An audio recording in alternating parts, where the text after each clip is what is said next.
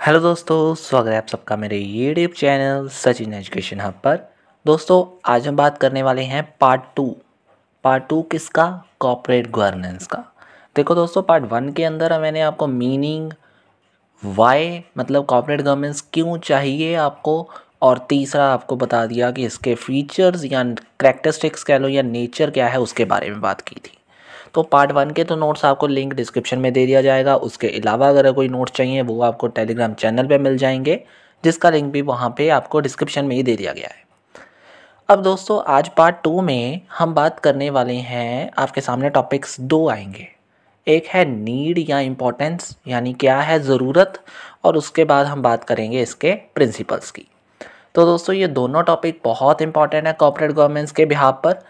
इसके आगे भी हम पार्ट्स कुछ और करेंगे इसके नोट्स के अंदर। तो ये नोट्स आपके सामने अब स्टार्ट हो रहा है, दैट इज़ नीड क्या है सबसे पहले कॉर्पोरेट गवर्नेंस की, तो उसे करते हैं। तो स्लाइड्स के वे में आपके सामने यहाँ पे बने आएंगे नोट्स।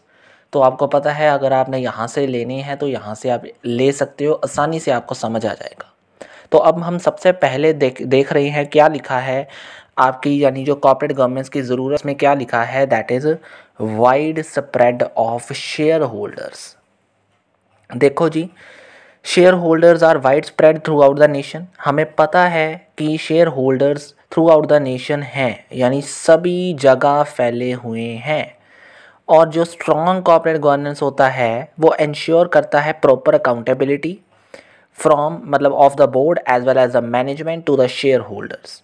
मतलब स्ट्रॉन्ग मतलब wide spread of share holders. मतलब देखो, कॉर्पोरेट गवर्नेंस की सबसे पहली ज़रूरत ही क्या है, कहाँ पे पड़ती है? जहाँ पे आपके शेयर होल्डर्स बहुत ज़्यादा हों, यानी आपको लगता है कि आपके शेयर होल्डर्स बहुत ज़्यादा फैले हुए हैं, उस केस में कॉर्पोरेट गवर्नेंस, एक स्ट्रॉन्ग कॉर्पोरेट गवर्नेंस आपको अकाउंटेबिलिटी और उसके अलावा आपकी जो और भी इसके मेन आते हैं ट्रांसपेरेंसी वगैरह, उसको बनाने में मदद करती है। तो कॉर्पोरेट गवर्नेंस की पहली नीड समझ आ गई आपको। अब दूसरी बात करते हैं, दैट इज़ कॉर्पोरेट स्कैम। देखो जी, आपने बहुत बार सुना होगा हर्षद मेहता का स्कैम, हसन अली स्कैम, इसके अलावा सत्यम स्कैम बहुत ज़्यादा फेमस हुआ था। तो उन सब को अगर हम देखें तो उन सब को दोबारा ना करवाने के लिए या दोबारा ऐसा ना हो, उस चीज़ को रोकने के लिए कॉर्पोरेट गवर्नेंस की ज़रूरत है। यानी कॉर्पोरेट गवर्नेंस क्यों ज़रूरी है? इन सब स्कैम्स को दोबारा ना होने से रोकने के लिए। तो ये भी बहुत ज़रूरी इसका एक पार्ट माना गया है। इसके अलावा देखो दोस्तों, अब आपने पहले पढ़ा था, मैंने आपको पढ़ाया है ग्लोबलाइजेशन का। अगर आपको याद हो तो ग्लोबलाइजेशन करने में भी जो कॉर्पोरेट गवर्नेंस है वो मेन रोल अदा करती है। वो आपको बताएगी कि ग्लोबलाइजेशन अगर आप किसी से कर रहे हो, यानी आप अपनी कंपनी को ग्लोबलाइज कर रहे हो, तो उस केस में जो कॉर्पोरेट गवर्नेंस है वो आपका वहाँ पे उन मतलब आपको कॉर्पोरेट गवर्नेंस की ज़रूरत पड़ने वाली है, क्योंकि ये आपको बताती है कि ट्रांसपेरेंसी, अकाउंटेबिलिटी, रिस्पॉन्सिबिलिटी, उन सब के बारे में आपको डिटेल में मैंने पहले बता दिया है। तो उन सब को बनाए रखने के लिए आपको कॉर्पोरेट गवर्नेंस की ज़रूरत पड़ती है।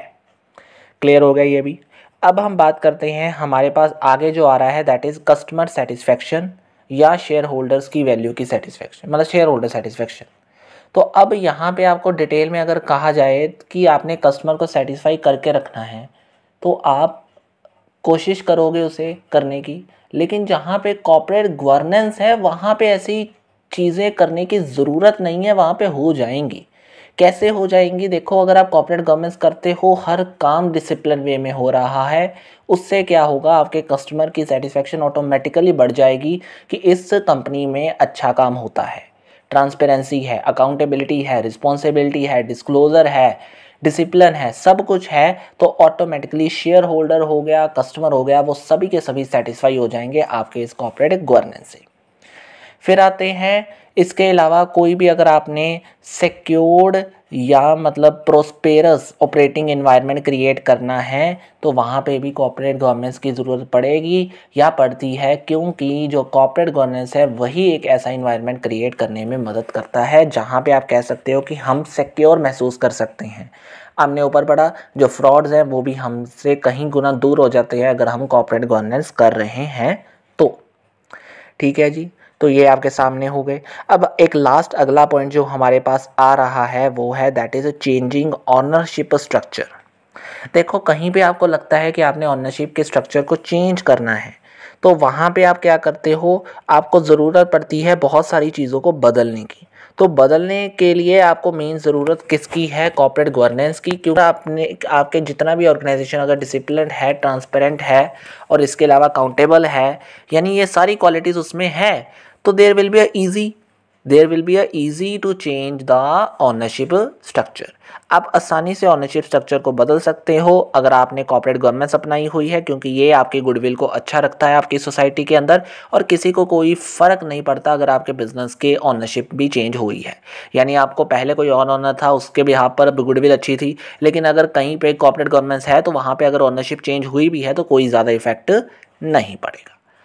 इतना क्लियर हो गया। तो ये सारी नीड थी जो मैंने आपको अब करवाई है।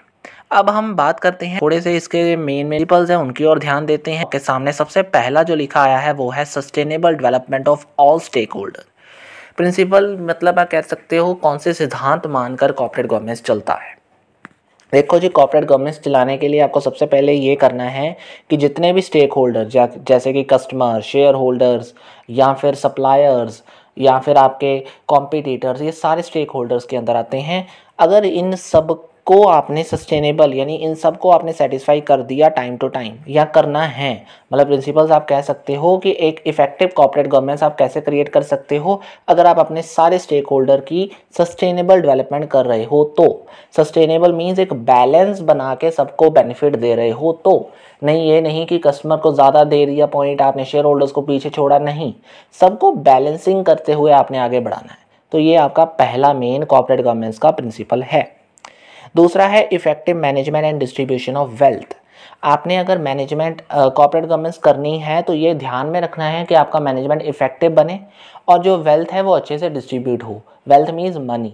आपकी जो मनी है वो एक ऑर्गेनाइजेशन के अंदर कंट्रीब्यूट जो हम डिस्ट्रीब्यूट कर रहे हैं, अप्रोप्रिएशन कर रहे हैं पार्टनर्स के, आप कह सकते हो शेयर होल्डर्स के अंदर, वो इक्वली होनी चाहिए। इक्वली मीन्स जितना उनको डिजर्व करता है उतनी उनको मिलनी चाहिए।